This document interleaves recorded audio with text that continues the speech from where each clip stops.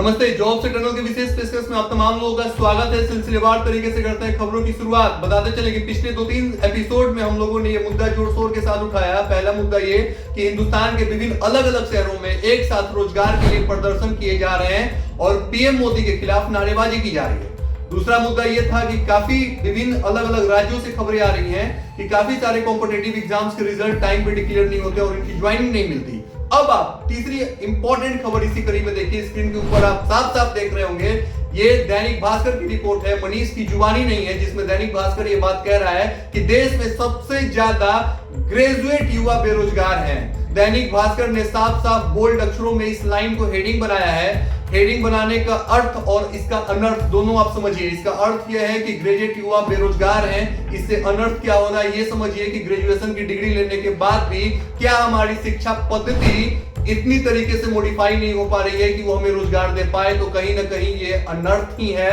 शिक्षा पद्धति के दृष्टिकोण से इस विचार को और इस व्याख्या को देखा जाए तो। इसमें समानांतर रूप से देश के उच्च शिक्षक संस्थान पे काम चल रहे हैं कि कैसे शिक्षा में गुणवत्ता हो और सुधार हो। स्किल डेवलपमेंट के ऊपर देश के प्रधानमंत्री ने अपना स्पेशली एपिसोड में मन की बात कार्यक्रम में 1 घंटे का स्पीच दिया कि स्किल और कौशल को कैसे विकसित करें जिससे रोजगार के अवसर उत्पन्न हो और रोजगार की तलाश में न रहे एवं स्वरोजगार की स्थापना की जाए। ऐसा देश के प्रधानमंत्री का कथन था। लेकिन दैनिक भास्कर की इस रिपोर्ट को देखने के बाद देश के प्रधानमंत्री से भी पूछना चाहिए कि ग्रेजुएट युवा बेरोजगार हैं तो साहब से यह सवाल पूछना लाजमी है कि आप के शिक्षण संस्थानों की शिक्षा व्यवस्था की स्थिति क्या इतनी लच्चर, दयनीय और चरमराई हुई है कि ग्रेजुएशन करने के बाद भी 15-20 हजार रुपए का रोजगार हिंदुस्तान में हिंदुस्तान के युवाओं को हिंदुस्तान की बाजार नहीं दे सकती है। ये अहम सवाल होना चाहिए। यकीनन देश की प्रमुख मीडिया संस्थान इस सवाल को नहीं पूछेंगे।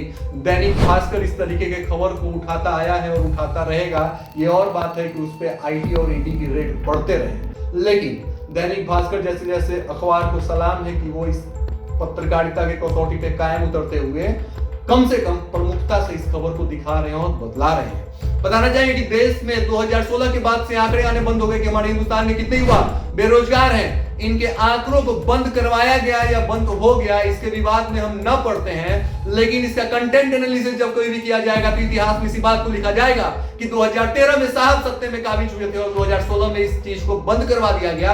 यकीनन 2024 तक साहब राज करेंगे। 24 के बाद हिंदुस्तान की राजनीतिक पटल पे सूरज किसका उदय होगा ये तो आने वाला वक्त ही बताएगा। लेकिन 2014 से 24 10 साल के इस शासनकाल में 2016 में आंकड़े को बंद करवा दिया जाता है। तो कहीं ना कहीं साहब के जितने भी कर्ता धर्ता है और साहब के जितने भी खास लोग हैं उनको ये बात नागवार गुजरी है कि उनके सामने ये आंकड़ा है कि उनके देश के कितने नौयुवा बेरोजगार हैं। बाकी कार्यक्रम अच्छा लगे तो इसे लाइक शेयर सब्सक्राइब जरूर करिए।